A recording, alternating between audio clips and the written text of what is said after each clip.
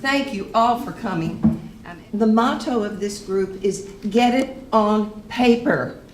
Don't tell me about it unless you're going to go home and write it and come back and share it, right? Now, we have to say, not just get it on paper, but get it on your desktop. We don't get to decide in this class what your story is. You don't get to decide what my story is. We honor each other's stories. Now, today is not going to be a lot of happy, fun stuff. It's going to be some sad stuff, but interesting stuff, and there are threads that run through our stories. I hope you'll find that, so you'll know. And we're going to get started with our first presenter, who is Alice Mass. One of my goals after I stopped working was to write memories of my life. I was spurred on when a year ago I told my 10-year-old grandson Noah about my years living in the South. He sat with rapt attention as I told him about my experiences of segregation in Tennessee. In the 1950s, I told him how black and white people could not go to the same restaurants, movie theaters, and even had to drink from separate water fountains. When I was finished with the story, Noah was visibly touched. I realized I had shared not only my life, but an important part of history with him. Life moves on, and 8 months ago, my husband and I moved to Chapel Hill after living most of our lives in New York City. Now I had the time to start a writing class, but where? I read the newcomer's website, and my eye was drawn to the personal history writing class on the shared learning link. I asked if I could sit in on a class. Yes, came the reply. As a matter of fact, Bobby Lucker, the leader of our class, offered to drive me there. I felt so welcomed, as we were just starting to meet a whole new bunch of friends down here. When I walked into the room, I discovered a group of intelligent, vibrant men and women, eager to share their stories with each other.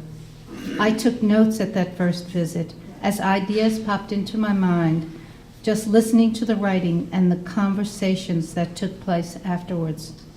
Without pausing, I joined the group. Under Bobby's able and warm, respectful environment, I immediately felt at home. Since I have joined, I increasingly feel a bond with my classmates because, as diverse as our stories might seem, there is in fact a common thread of experiences that appear, and I see the commonality of our lives on many levels. Funny, touching, sad, all stories are shared and enjoyed. I find it a safe place to reveal things about myself. One is my age. How can I write my personal history, I thought, and not tell when I was born?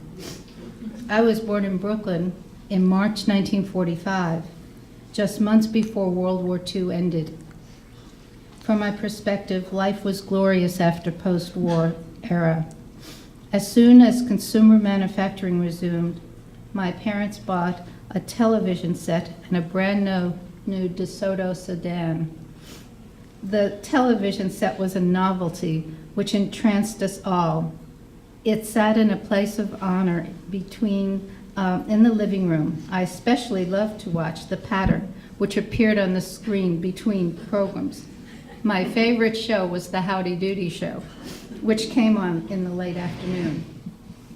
I loved to go roller skating with my best friend Annie. I remember sitting on the stoop of our row house and diligently adjusting the skates to fit my feet with my shoes on, and then using the key to tighten the skates so it fits snugly and wouldn't come off. Balancing while on the skates was a challenge that often ended in scraped knees, but we weren't deterred. My father had a laundry business, which before and during the war was very successful. All was well until washers and then dryers became popular items for the home.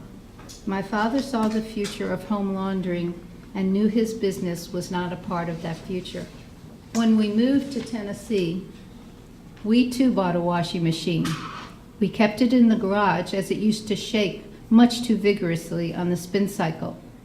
When the weather was nice, we put the wet clothes from the washer in a laundry basket and brought it to the clothesline in the backyard. There, I always helped my mother use wooden clothespins to hang the clothes on the line to dry. I loved to watch the sheets blow in the breeze. As we were packing to move here, I sorted through my boxes of memorabilia and found the dog tag I had worn when I was 6 or 7 years old. It was silver metal, and I had worn it on a chain around my neck. It had my name, address, and a J on the bottom for Jewish, so I could be correctly identified in case of an attack.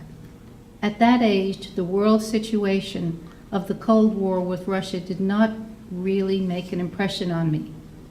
Russia? Bomb? Let's play baseball, was all my friends and I could say. I recently received an e-card with the song America the Beautiful playing in the background, as stunning pictures of America flashed on the screen. Tears welled up in my eyes, and I felt a deep pride in my country. It brought back memories of lining up in the hall in elementary school a couple of times a week to go to the music room where we were taught and practiced patriotic songs. Post-war America definitely influenced the person I am today. How has being a member of Personal History class helped me write?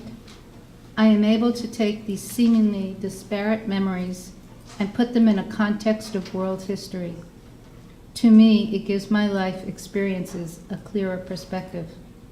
I am grateful to have found this class and to have this opportunity to read today.